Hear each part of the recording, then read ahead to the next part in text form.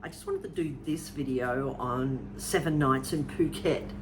Originally the plan was that I was going to be in Phuket for 14 days with my partner, but due to some family reasons we had to leave on the 7th day. But I did do a little video there on 24 hours in Phuket, and I've still got more footage coming up on some of the things I did get up there.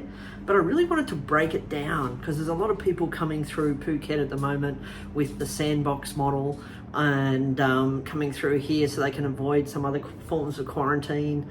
And so I just wanted to point out really what you're going to be walking into and what you're going to be expecting. Not around the quarantine stuff, because I didn't have to experience the quarantine because I was traveling as a domestic tourist. So what I'm going to be talking about is more about, well, what does it actually look like? Like the first 24 hours, that was my initial impressions, but this is me exploring for 7 days. Previously, I have traveled around Asia a lot in the last 12 years, and I've been to Phuket many times, like pre-COVID. And during that time, it's a bustling, busy town. It was everything like that. And I have said that before, that in the previous video, that it's not as active as it is. But after my 7 days sort of walking around, exploring the area, I started to see a different sort of Phuket. And I really want to go into this because previously as a tourist, I would always sit there and stay in Patong and do your typical tours and stuff like that. And if I was going to do the same thing this time, then I would have had a really crap experience, to be honest, in Patong. Because what you've got in Patong, I stayed in the Charm Resort. You've got 2 sections of Patong Beach. I was right up the end of one section where the Charm Resort is located, and it's virtually located right at the end of the beach.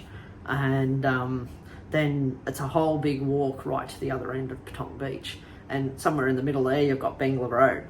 Now, just to point out, during the daytime, as you saw from my previous video, it is extremely quiet. There is nothing to do during the day in Patong Beach, especially prior to lunchtime. If all you want to be doing is sitting by the beach, drinking beers, things like that, then yeah, you're gonna be okay. Because if that's all you want to do is have a lazy week, perfect. Patong Beach is going to be the place for you. Dead quiet during the day, nothing else to do except sit around the beach. None of the shopping centres are open. The big shopping complexes and everything that around Patong Beach, all gone. Well, they're not gone, they're just closed. They're just empty. There's just nothing left. You've got the small little closed stores open here, random restaurants open here, your typical massage parlours, maybe not as many as there once was, but they still exist and they're still around. And there's a few streets that you can walk down where you see a few more massage parlours than others, but restaurants, really not much during the day, to be honest. Once it hits 12 o'clock, yes, you're going to be able to find some places to eat. You're going to be able to find some places to drink outside your restaurant. That's when stuff starts to open up. And but my advice is that if you want to do more than just sit around the beach during the day, do one or two things. Book tours. Now your tours, from according to the tour guide, they've boosted about 500 baht per person above. What did it cost me? Me and my girlfriend, it cost us about 3,400 baht for a island tour for 3 islands. That's including the PP Islands and Maya Bay and some other little places that we went to along the way. And the tours are still worth it. The islands are beautiful, and you can see from some of the previous videos I put up, just amazing. Yeah, they're still worth the trip. If you've never done the island tours in Phuket, or even if you have in the past, this is probably the 3rd time I've done them, and I still enjoyed it, doing the island tours, walking around. And so that's one thing you can do during the day. But really, because there's nothing to do in Patong, I would say rent a car, rent a motorbike. You can pay for a driver if you want, but I reckon there's better ways to do that. It's not that hard to drive around. I've never really driven in Asia before, but what I did, I rented a car through my hotel. I said, can you arrange for a car rental? They did, 800 baht a day. All I had to do was keep the petrol full, which we did. And for 2 days, we just explored the island. And people get on motorbikes as well, but I'm not comfortable on motorbikes, and I'm just going to avoid them, to be honest. But I did get in a car, and I enjoyed that relaxation of being able to drive around in my car and explore the places. Previously, when I came to Phuket, I would get a driver for the day. He would take me to all these set little tourist places. He would get his little stamp. He would get his little bonuses for taking me there. But this time, I wanted control. And because my girlfriend's Thai, I thought, you know what? I might as well drive. And because it's on the same side of the road as in Australia, it wasn't that hard at all to drive around. I just found it really easy. Maybe because it's the lack of tourists that are currently in Phuket at the moment, and that just made the roads really easy to drive in, to be honest, just to get around. It was just no problem at all driving around. Some areas, yeah, more difficult to find parking than others, but generally speaking, no problem. The advantage I found jumping in a car was to get away from that dead Patong beach, basically that dead area during the day. I wanted to fill in my day. And so we went around and we explored some of the other beaches. We went up to the Big Buddha. We went around Rawai, probably pronouncing it wrong, Rawai. And there's beach there, there's seafood markets there. There's you can do little tours out to the islands that are just close to there. There's you can probably have a little bit of swimming in the beach there. It's just quiet bars, restaurants, a lot cheaper seafood in that Rawai area than it is in Patong area. So you can really get out. And we went up to near Rawai. There's and again, I'm probably pronouncing this all wrong, so don't criticize me too much if my pronunciation is really bad.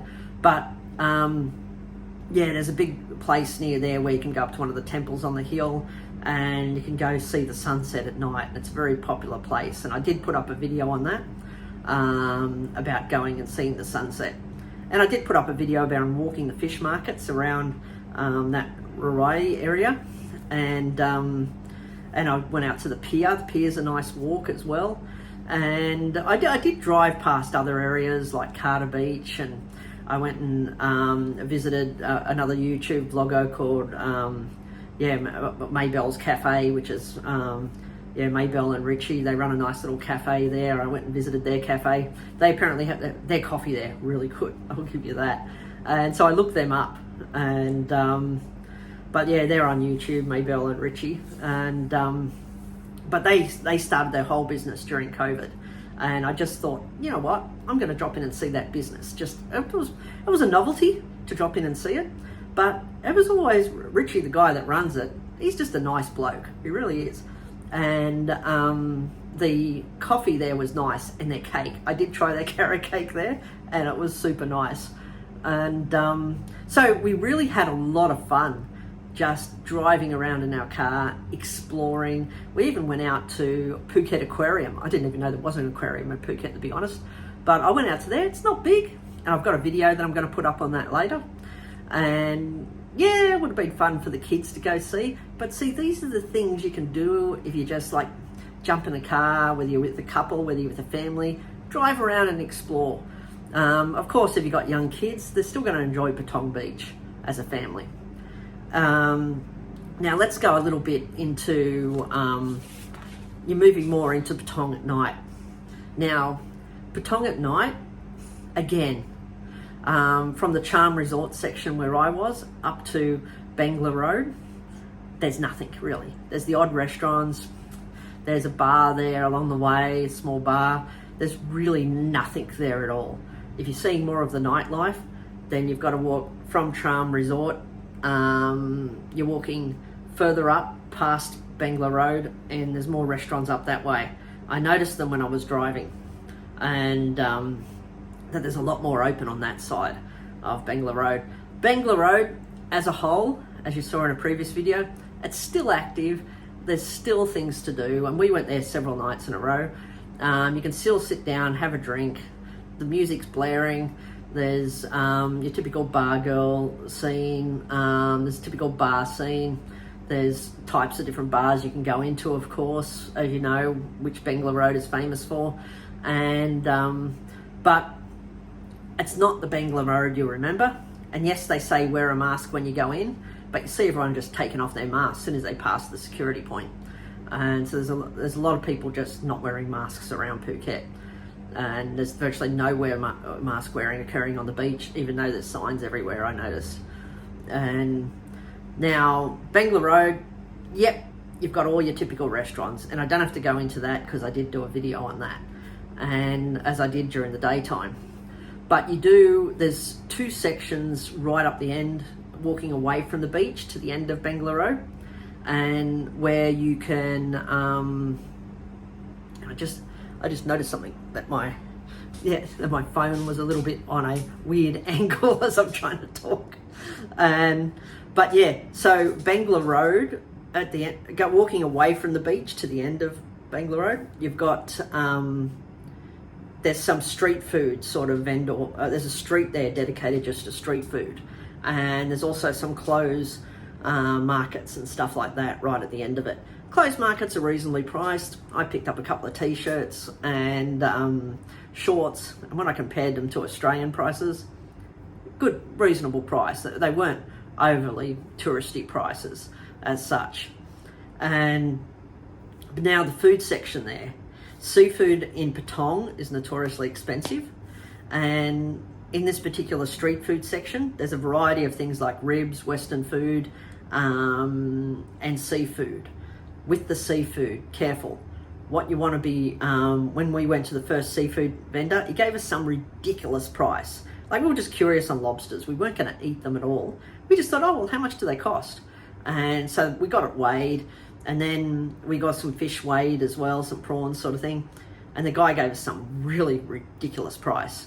And so every time, as we walked further to the end of this street, and we kept doing the same thing, the prices gradually went lower, lower, lower, lower. So with that little street food section there, if you're looking at seafood, start with the first guy. Get them to weigh some prices of things you're interested in, and continue to do it as you're walking down these various restaurants along there until you find what you want at the price you want. And don't be afraid to negotiate in this area either, because at the end of the day, even my girlfriend, she negotiated, and she still got a cheaper price again on what we had ordered. We had ordered some ribs and some seafood. And we still loved our food. We had a good night there. And so there is nice food still to be found in Patong if you look around. So I'm not going to say there's not. There is. There's Western restaurants. There's some great Thai food, seafood. You can still find it. Though when it comes to seafood, I still say Rawai is good because you can walk down the actual seafood markets there, see all the fish still swimming around in the little bowls, or lobsters or whatever you want, and you can just pick them. I'll say, I want that one, that one, that one, weigh it, give me a price, and they cook it for you. Now, so that's a little bit about Bangla Road. I know I'm just looking at some notes as I'm going. Now, what else can I see here? Again, I did mention the tours. Beautiful. Still worthwhile going out on tours if you can. And if you're not comfortable with driving around, then I'm sure you can negotiate with the local tourist people to get a driver to take you around the island if that's what you want. But really, I don't think you need it. It's in the current state, because of the lack of real traffic around there and the lack of tourism, you can pretty much just rent a car and drive around. And really, at the scheme of the day, 800 baht to 1,000 baht's really not much compared to what you're going to pay for a private driver, which is probably about the same, except he's going to take you where he wants to go on the tours recommended to you. And places to shop. Now, this is a thing that people often come to these tourist places for, because they want to buy all the touristy things. Yeah, there's nothing really to shop for tourism in Patong. I'm going to tell you that now. There's some really expensive sort of Western clothes stores, a couple there. My girlfriend had to buy some swimmers, so there's Western prices there. Apart from some street food in that Bangla Road, there was some clothes markets. Prices were reasonable, and there was the odd closed stores as well, which were reasonable. But really, Phuket Central, in the city area, you're more likely to find your Western clothes there, but I didn't see anything that was not Western prices, really. And I would say shopping in Bangkok's going to be a lot better. If you happen to be going through Phuket to Bangkok, wait till you get to Bangkok to do your shopping, rather than doing it in Phuket. Because really, touristy stuff, I wouldn't really be wasting your money there. There's probably going to be some trinkets and some bits and pieces there that you might find interesting. Fine, go for it. Some stuff you need for the beaches, fine, go for it. But there really wasn't a lot of options, to be honest. Places to eat, yeah, as I said, you're going to find somewhere to eat. But you can, I did enjoy driving around because you got to see so much variety of the different type of food and little cafes and trendy places you could stop as you're driving around all the side streets, and or you're driving around all the main streets of Phuket as a city, as the whole island, not just Patong. Just remember, guys, Patong is not the whole of Phuket. Get away from that Patong area. Patong is just famous because it's this big tourist area with walking street and everything like that. But get a car, get a motorbike, explore the island, get out there, because I'd never done that before. And this was like, I don't know, I'd been here so many times before and I'd only ever been to Patong Beach apart from going on your typical tourist stuff. And now I regret not exploring it previously. Next time I go there again, I am renting a car and I am exploring, because it's just fun. There's just a lot to see if you just jump in your car and just drive around. And you just get to see the real Phuket rather than just the tourist area. And so outside of that, I'm just going to see whether there's anything else there in my notes. I think that's pretty much it. In summary, after 7 nights there, I would say it was still worth the trip. It was still worth going to and exploring, but it is a bit of a ghost town compared to what it once was. The beaches during the day, though, were pretty full of people just relaxing and laying by the beach, swimming. Probably not as many people in the water. The water's still beautiful to swim in, especially around Patong Beach, Carter Beach, Rawai, and some of the other beaches around Phuket. So get out there, but don't just stay in Patong. If you're going there because of quarantine, you've got to stay on the island during quarantine, go beyond Patong. If you stay in Patong, you're going to be really bored, unless you like just sitting around by the beach, drinking a beer, eating some snacks. If that's your thing, then Patong's perfect and it's beautiful. And but if you're more into action, you're more into getting out there, exploring, doing different things, then get out, explore the islands, get out, explore Phuket, explore the different areas of it, the different sections of it, see its overall beauty, not just Patong's beauty. And Patong is just one little small section, just remember that, of this Phuket island. There's a lot more to see, and I was amazed as soon as I jumped in that car and started exploring. That's what got me to start loving my week there, was the fact that I started to see beyond Patong. If I was going to be in Patong, I would have just went, this is boring, can we leave early? But anyway, that's my sort of summary on Phuket as a whole. And I hope some of this information's sort of been useful to you. And I hope some of the other videos I'm going to be putting up on Phuket give you a little bit of an idea of what's going on there right now. And I can't tell you anything about the PCR tests, the COVID testing. I know there's a medical clinic on that sort of main beach road, because there was one near the Charm Resort. If you're after that, and I saw a lot of people lining outside of there during the night. So I'm guessing they must be doing PCR testing in there. They do a lot of other things in there too. And but again, book your resort, not the Charm Resort end. The Charm Resort's good if you want that quiet sort of side of things. Then the Charm Resort side's okay. If you want a bit more of an active sort of nightlife, then walk past Bangla Road, hotel up the other end of the beach. So that's just my sort of recommendation. Anyway, I hope you liked the video, and I'm going to continue to put up things as I travel around. And hit like if you like it, and hit subscribe if you want to hear some more things that I put up as I move around and travel. Anyway, have a beautiful day. Video on 7 nights in Phuket, and one of it is get the transport. The reason I was recommending renting a car or renting a taxi is because tuk-tuk drivers are basically ripping you off there. You're going to be paying 200 baht even just for a small trip to go anywhere. Taxi drivers, virtually impossible to find, and they, from what I'm hearing, they're not turning on their meters there. And so that's just one thing you want to be really avoiding. And so finding any sort of transport, unless it's a private driver, pretty much it's going to be expensive for you. And the other thing I sort of would just put a bit of a warning was along Patong Beach there's a lot of sort of street food vendors. My partner's Thai, and I've travelled around Asia a lot, eaten a lot of street food, and both of us got pretty bad food poisoning there.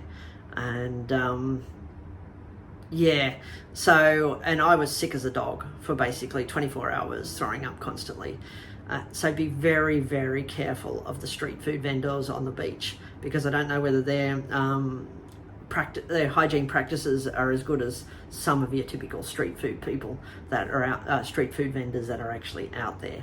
And yeah, so that was a bit of a worry, that the quality of food there, even for the street food, was not good. And though I did drink, and I had no problems drinking there, like I bought smoothies and stuff like that, like fruit smoothies where they just blended up all the fresh fruit, had no problems with that. It was more the barbecue stuff that they're serving on the Patong Beach itself, in those little carts that they got going around. That was pretty expensive. That was pretty, yeah, they were the ones that I would pretty much watch out for. So one, your tuk-tuk drivers, taxi drivers, not going to find any, and if you do, they're going to charge you a fortune. And just watch out for those street food vendors there as well, on that main street there. So eat at your own caution, I guess you could say, and take your chances. But really, after as sick as I was, I just wouldn't touch the street food vendors there again, to be honest. And I'm being a bit blunt there. And normally in Bangkok, I eat street food with no problem. And but there, I was just kind of like, you know what, they're really not trying to keep return customers there. It looks like they're just trying to burn and churn out food. And maybe they're not following the best practices there for their customers. And so that's just my opinion anyway. Anyway, have a good day.